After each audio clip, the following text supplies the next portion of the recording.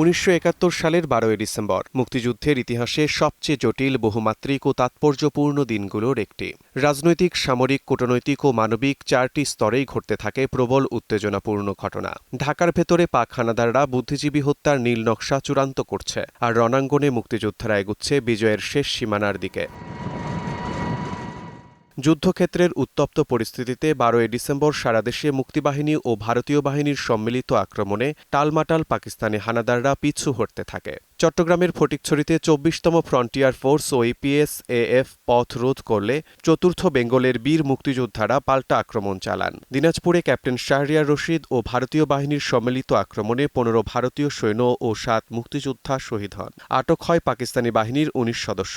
বহলা গ্রামে কাঞ্চন ক্যাম্পের পাক বাহিনীর হাতে ঘটে ৩৭ নিরীহ মানুষের গণহত্যা, মুক্তিযুদ্ধের সবচেয়ে ভয়াবহ হত্যাযজ্ঞগুলোর একটি। নরসিংদী পুরোপুরি মুক্ত হয় ১২ই ডিসেম্বর সকালেই। কুমিল্লায় গোলাবারুদ ফুরিয়ে গেলে ১৭০০ পাকিস্তানি সৈন্য আত্মসমর্পণ করে। সিলেট, সিরাজগঞ্জ, গাইবান্ধাতেও চলে ভয়াবহ লড়াই। যুদ্ধ স্পষ্টভাবে পাকিস্তানিদের নিয়ন্ত্রণের বাইরে চলে যেতে থাকে। আর এদিকে ঢাকা ক্যান্টনমেন্টে আঁটা হয় এক ভয়ঙ্কর চক্রান্ত। মেজর জেনারেল রাও ফরমান আলীর নেতৃত্বে আলবদর ও আল শামসের শীর্ষ নেতাদের নিয়ে তৈরি হয় বুদ্ধিজীবী হত্যার নীল নকশা। পরিকল্পনা অনুসারে ১২ই ডিসেম্বর রাতেই আলবদর বাহিনী সাংবাদিক নিজামুদ্দিন আহমদ ও আ.ন.ম গোলাম মোস্তফাকে বাসা থেকে ধরে নিয়ে যায়। এই প্রস্তুতির চূড়ান্ত পরিণতি হচ্ছে ১৪ই ডিসেম্বরের বুদ্ধিজীবী হত্যাযজ্ঞ।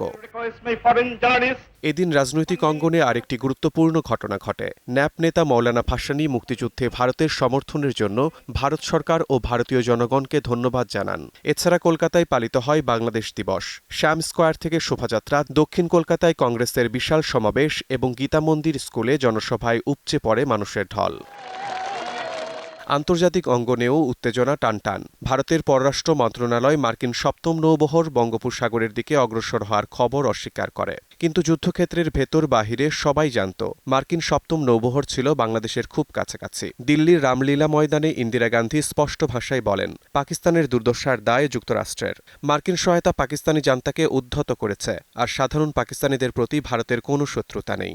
অন্যদিকে চীনের রেডিও পিকিং আবার দাবি করছিল ভারতকে ব্যবহার করেছে সোভিয়েত ইউনিয়ন, আর ভারত নাকি বাংলাদেশকে নিজের অধীনস্থ করতে চায়। মার্কিন পররাষ্ট্রমন্ত্রী হেনরি কিসিঞ্জার পর্যন্ত সোভিয়েত প্রতিনিধিকে সতর্ক করে বলেন, যুদ্ধ না থামালে যুক্তরাষ্ট্র নিজেই সামরিক ব্যবস্থা নিতে পারে। তবে মার্কিন সিনেটর ম্যাকগভার্ন বলেন, ভারত পূর্ব পাকিস্তানে প্রবেশ করে ঠিক কাজই করেছে, গণহত্যা বন্ধ করাই ছিল জরুরি।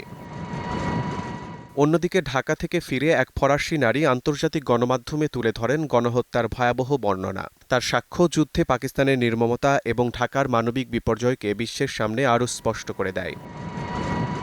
১৯৭১ সালের ১২ই ডিসেম্বরে একদিকে ঢাকায় বুদ্ধিজীবী হত্যার চূড়ান্ত প্রস্তুতি, অন্যদিকে রণাঙ্গনে মুক্তিযোদ্ধাদের ধারাবাহিক বিজয়। আবার আন্তর্জাতিক রাজনীতিতে মার্কিন যুক্তরাষ্ট্র, সোভিয়েত ইউনিয়ন, চীন ও ভারতের তীব্র কূটনৈতিক লড়াই, সব মিলিয়ে মুক্তিযুদ্ধের সবচেয়ে নাটকীয় দিনগুলোর একটি। শিমুল হোসেন, সময় সংবাদ।